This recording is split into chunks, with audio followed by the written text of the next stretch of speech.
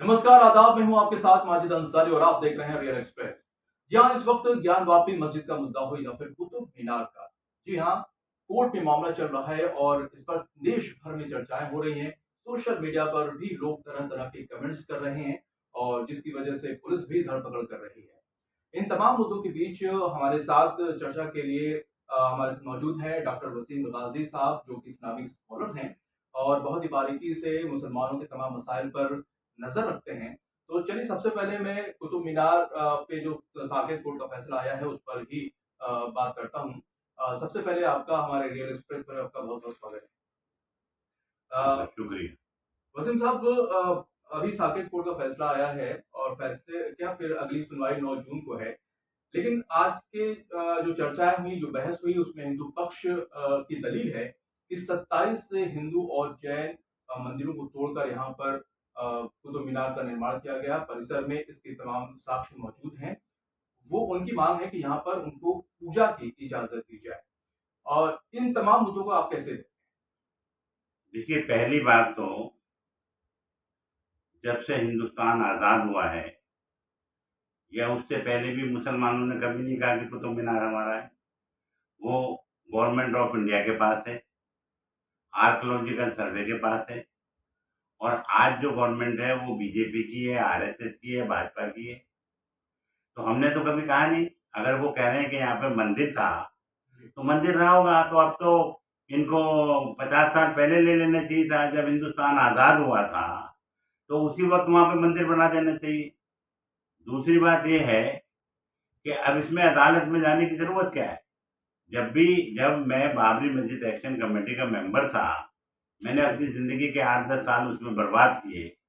तो मैंने जब तीन प्राइम मिनिस्टरों से बात हुई, नरसिम्हा राव साहब से बात हुई, चंद्रशेखर जी से, वीपी सिंह जी से, तो 1991 में हम लोगों ने ये फैसला किया था।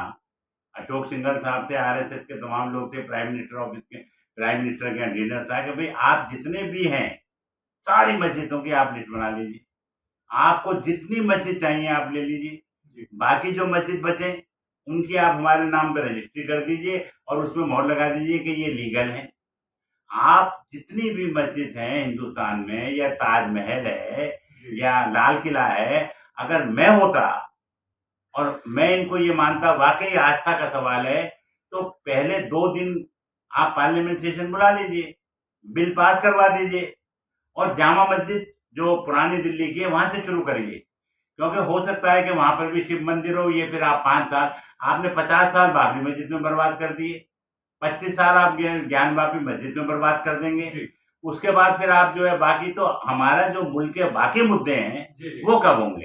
लेकिन सवाल यही है वसीम साहब, की जिस तरह से आपने कहा कि 1991 में आप लोगों ने मिलकर एक समझौता करने की कोशिश की, उसकी और 1991 एक्ट भी पारित किया गया, जो कि पास हो गया है। तो 1991 के बाद से ये यही था कि जो भी पूजा स्थल हैं वो यथास्थिति में रहेंगे। बावजूद इसके भी अब इस तरह के मुद्दे उछाले जा रहे हैं, याचिकाएं दायर की जा रही हैं। इसके पीछे आप किस तरह से आप देखिए, मैंने तो कई चैनलों पे कहा, और जो फैजान मुस्तफा साहब हैं जी जो एक्सपर्ट हैं कॉन्स्टिट्यूशन के, तो उन्होंने भी कहा कि देखिए जो 1991 का जो फैसला है, जो अमेंडमेंट हुआ है, आप उसको अमेंडमेंट फिर करा लीजिए। आप कोर्ट में जाइए और उसमें कहिए कि साहब ये असंवैधानिक है। दूसरी बात है कि अगर पार्लियामेंट से भी कोई चीज पास होती है तो उसको भी आप रिपील करके दूसरा बिल ला सकते हैं। तो मैं तो यही चाहता हूं कि अगर ये जितनी भी लिस्ट एक बार बना लें, कुतुब मीनार, ताजमहल और मथुरा की मस्जिद है, वाराणसी की मस्जिद है, और ये सारे के सारे चीफ जस्टिस ऑफ इंडिया के यहाँ चले जाएं। हम मुस्लिम पक्ष को चाहिए कि हम अपना क्लेम वापस ले लें। देखिए, हम तो इस मुल्क में, मैं लोगों से कहता हूं कि हम तो गुलाम हैं। हम तो जो है गुलाम है, कैदी हैं। हम पे, हमारे ऊपर शरीयत वाजिब ही नहीं है। अगर आप कैदी या गुलाम है तो आपके ऊपर न नमाज वाजिब है न शरीयत वाजिब है। मैं चाहता हूँ इस मुल्क में फितना ना हो। ये सारी मस्जिदें ले लें, कुतुब मीनार ले लें, लेकिन हमारी जान तो छोड़ें। कभी सीए ला रहे हैं, कभी ये जनाब वो एक्ट ला रहे हैं, कभी मुसलमानों को भगाओ, कभी फसाद करा रहे हैं, कभी गाय का खुद जो है केरला में खाते हैं, इनके मुख्यमंत्री गाय खाते हैं, और हम हमारे जो है बलवे करवाते हैं। तो मैं कह रहा हूँ सारे के सारे जितने मामलात हैं उसको एक बार हल करें, फिर हम हिंदू मुस्लिम मिलकर देश को आगे बढ़ाएं, यूनिवर्सिटियां खोलें, हॉस्पिटल्स खोलें, कोरोना अगर आ जाए तो हम लोगों के पास अच्छे अस्पताल हों।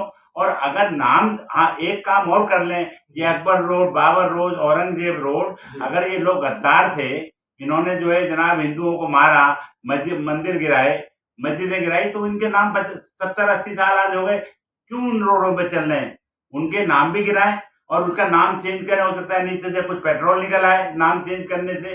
तो देखिए ये सारे फितने हैं, ये सारे हिंदू मुस्लिम बलवा कराना चाहते हैं। इन्हें मस्जिद में, मंदिर में कोई आरएसएस वालों को इंटरेस्ट नहीं है। इन्होंने गांधी जी का जब कत्ल किया था तो इन्होंने, जो गॉडसे हैं, उन्होंने तो कहा हम संविधान को नहीं मानते। उन्होंने कहा बाबा भीमराव अंबेडकर ने जो संविधान लिखा है हम उसको नहीं मानते, और अभी भी संविधान का मानते हैं। बाबरी मस्जिद इन्होंने ताकत से गिराई, ऐसे ये ज्ञान बाबरी मस्जिद भी गिरा ले, हमें कोई ऑब्जेक्शन नहीं है। इसलिए जो है ये फितना ना फैलाएं मुल्क में। उसके बाद मुल्क में तरक्की करें, पेट्रोल 35 रुपए कर दें, एम्प्लॉयमेंट दें, हमारी करेंसी जो है 80 रुपए हो गई है, उसको जो है अपग्रेड करें। ठीक है, ये महंगाई, मर रहे हैं लोग, गर्मी में जो है पानी नहीं है, फिर उसके बाद उसमें लग जाएं। ये 6 महीने में सारे हिंदू मुस्लिम मस्जिद मंदिर कुतुब मीनार सब ले लें, हमें कुछ नहीं चाहिए। जी बिल्कुल, 8 साल मोदी सरकार के भी हो गए और यूपी में भी योगी सरकार रिपीट कर गई है। उसके बावजूद भी एक-एक करके जो है नए मामले सामने आ जा रहे हैं। कभी हिजाब के नाम पे आ जाते हैं, तो कभी मीट के नाम पे आ जाते हैं। तो इस तरह का माहौल क्यों क्रिएट ऐसा किया जा रहा है? क्या देश को ऐसे विकास करेगा? नहीं, असल में इनका मामला ये है, हमारी जीडीपी बुरी तरह से धराशायी हो चुकी है। एम्स सब दिल्ली में 100 साल पहले, 50 साल पहले ऑल इंडिया मेडिकल इंस्टीट्यूट एक बड़ा अस्पताल बना। आप बताइए कोई अस्पताल बना हिंदुस्तान में? बड़ी बड़ी यूनिवर्सिटियां बनी, एम्प्लॉयमेंट है। ये दरअसल क्या है, इनकी एक प्लानिंग है। पेट्रोल 150 रुपए करना है, लोगों का जो जहन है उसको डाइवर्ट करना है। तो उसके लिए सबसे अच्छा तरीका ये है, हिंदू मुस्लिम में लगा दो। अब हिंदू, लेकिन हमें ये बताइए कि ये जो विपक्ष है ये फिर कहाँ, क्या नहीं, आप विपक्ष को कैसे, आप विपक्ष को कैसे क्रिटिसाइज कर सकते हैं? क्रिटिसाइज नहीं करते, विपक्ष रोड पे उतरता है, जिम्मेदारी है ना। नहीं, विपक्ष तो रात दिन सब लगा हुआ है।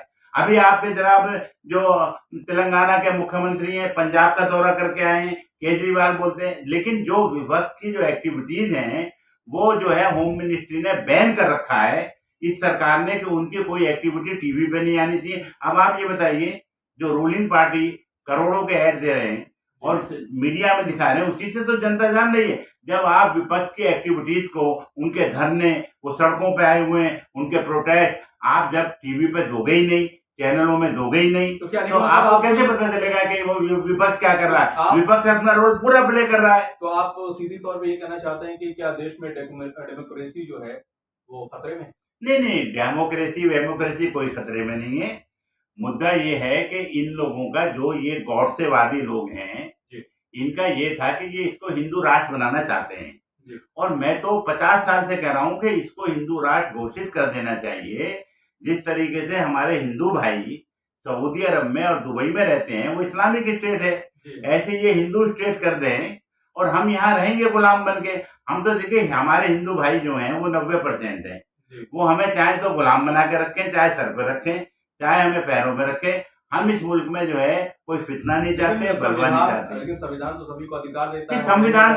संविधान तो अधिकार देता है ना, लेकिन जो संविधान को तोड़ते हैं, बाबरी मस्जिद जिन्होंने तोड़ी ताकत से, जिन्होंने जो है लिंचिंग कर रहे हैं, मुसलमानों का कत्लेआम कर रहे हैं, कहाँ संविधान जो है उनको, सुप्रीम कोर्ट का फैसला आता है, माने नहीं माने। अभी आप देखिए ना, जो सबरीमाला पर, आप मुसलमानों की बात छोड़ दीजिए, सबरीमाला पर फैसला आया सुप्रीम कोर्ट का कि साहब उसमें औरतों को घुसने दिया जाए। अमित शाह का वो आ गया, नहीं था, और सबरीमाला में औरतों को नहीं घुसने दिया।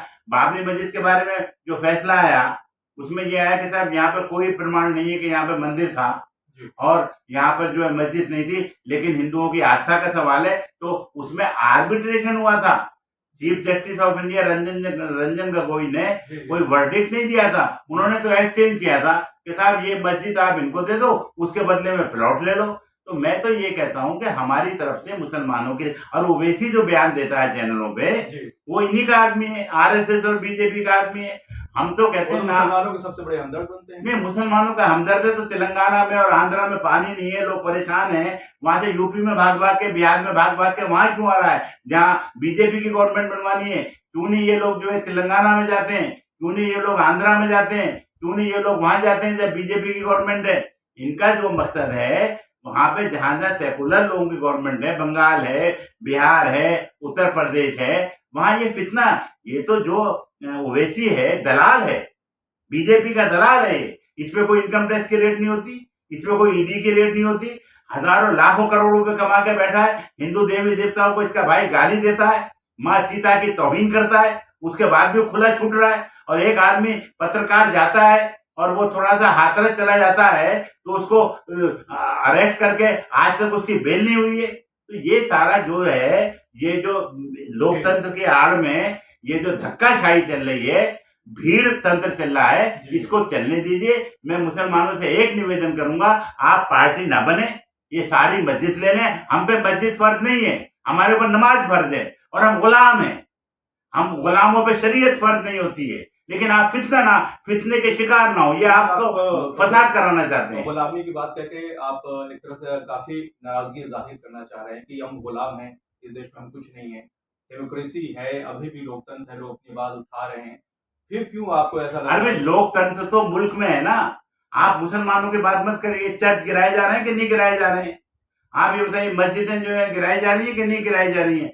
लोकतंत्र है कागजों में, मैं कब कह रहा हूं, सुप्रीम कोर्ट के फैसले आते हैं, लेकिन उसको जो ठीक है, आज पार्लियामेंट में वो लोग बैठे हैं, होम मिनिस्ट्री में वो लोग बैठे हैं जिनको फैसले एग्जीक्यूट कर रहे हैं, उन्होंने तो सबको खुला छोड़ रखा है। तो लोकतंत्र तो है, मैं कब कह रहा हूं लोकतंत्र नहीं है? लेकिन लोकतंत्र जो है वो ऐसे ही है जो कागजों में लोकतंत्र है। अब मेरे पास पैसा है लेकिन मेरे पास खाने के लिए रोटी नहीं है, तो उस पैसे का क्या फायदा है? जी, हर दिन हर महीने एक एक मुद्दे मुसलमानों के खिलाफ आते चले जा रहे हैं। पहले CNRC आया, फिर उसके बाद कुछ और आया, हिजाब का मुद्दा है। तो आप ये बताइए, अब जैसे ये मंदिर मस्जिद का मामला चल रहा है, आप अब यहाँ से हिंदुस्तान को आप कैसे देखते हैं, आगे क्या नजर आ रहा है? देखिए ऐसा है, हिंदुस्तान की तहजीब बहुत ही पुरानी है।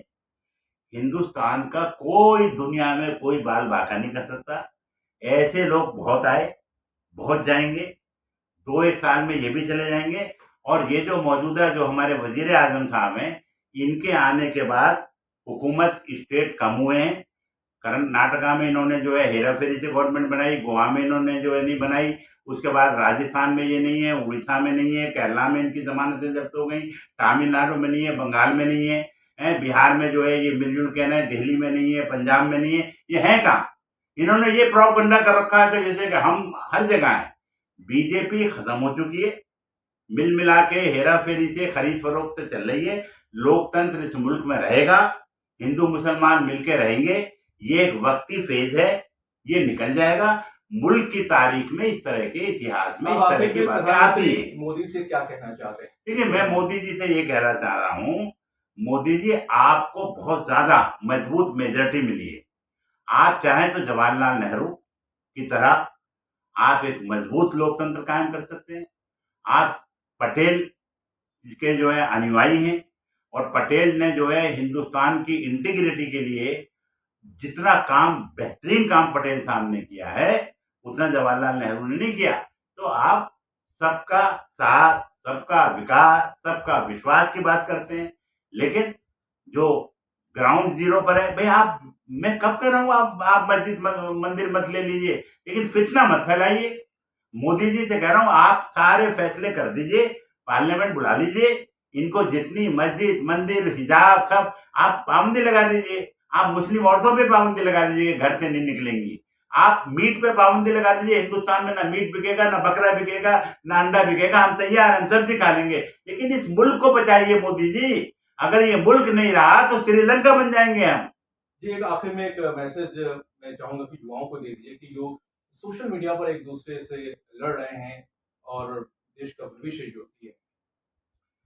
देखिए, युवाओं से ये मेरी दरख्वास्त है, आप पार्टी ना बने, आप पढ़ें लिखें, अच्छी नौकरी पाएं, हिंदुस्तान में नहीं मिलती आप विदेश में जाएं, आप एक नए भारत की शुरुआत करें। ये जो चल रहा है इसको चलने दीजिए। भगवान कृष्ण ने कहा था कि पुराने पत्ते गिरेंगे, नए पत्ते आएंगे, मौसम बदलेगा, बहार आएगी। उस बहार का आप इंतजार करिए, आप शिकार मत होइए, आप सोशल मीडिया से अपना कोई संपर्क मत रखिए। आप देश की जो अच्छाई है उसको आप आगे बढ़ाइए और ये वक्ती चीज है, ये निकल जाएगी। और ये सिर्फ मीडिया जो है ना, ये जो गोदी मीडिया है जो अभी जलील हुआ था अमेरिका में, ये सब मीडिया की जो है ये सब बदमाशी है। वरना ग्राउंड जीरो पे इतनी नफरत नहीं है जितना ये चैनल वाले दिखाते हैं। और युवाओं को बिल्कुल अपना कैरियर बनाना चाहिए, नौकरियां नहीं है, आप बर्बाद हो जाएंगे। अगर फिर कोरोना आ गया तो आपके तो सिलेंडर नहीं मिले थे, ऑक्सीजन नहीं मिलेगी, आपको पानी भी नहीं मिलेगा, कुछ नहीं मिलेगा। तो आप ये सब मुल्कों में होता है, श्रीलंका में देख लीजिए ना, श्रीलंका में क्या हुआ, आज हम तबाह हो गए, खाना नहीं, पानी नहीं, बिजली नहीं। तो हमारी इकोनॉमी को मजबूत करिए, अपना पॉजिटिव रोल प्ले करिए जैसे मैं कर रहा हूँ, और हिंदू मुस्लिम ये मुद्दों के आप शिकार मत होइए। ये बिल्कुल बहुत अच्छी बात कही आपने जाते जाते और वसीम अहमद गाजी साहब से, जिन्होंने बहुत ही बेबाकी से और बहुत ही अच्छी खूबसूरत बातें भी कही है। कृष्ण का जिस तरह से उन्होंने उपदेश दिया कि पुराने पत्ते जो सूखेंगे और नए पत्ते जरूर आएंगे, बहारें आएंगी। तो इसी उम्मीद के साथ हम जो है आपसे विदा लेते हैं। बहुत बहुत